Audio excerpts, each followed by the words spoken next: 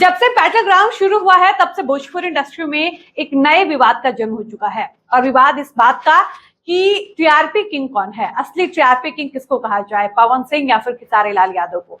आप सबको पता है कि जब से Pawan Singh rise and fall में गए हैं तब से पवन सिंह को एक नया टैग मिला है और वो टैग है टीआरपी किंग का। लेकिन जब से खेसारी लाल यादव बैटल ग्राउंड में गए हैं और जब से लगातार बैटल ग्राउंड के नए नए सीजन अपलोड हो रहे हैं तब से इस बात को खेसारी लाल यादव के चाहने वालों ने ये मानना शुरू कर दिया है कि कौन कहता है कि टीआरपी किंग पवन सिंह है। असली टीआरपी किंग तो हमारे ट्रेंडिंग स्टार हिट मशीन है, जिनकी वजह से बैटल ग्राउंड सीजन 2 की चर्चा पूरे सोशल मीडिया पर जोरों शोरों से चल रही है।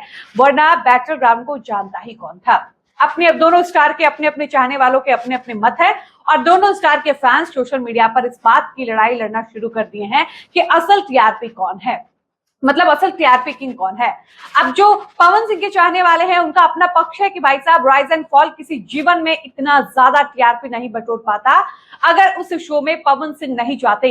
राइज एंड फॉल को जानता ही कौन था या फिर उतना ज्यादा लाइमलाइट नहीं बटोर पाता जितना पवन भैया के जाने की वजह से बटोरा।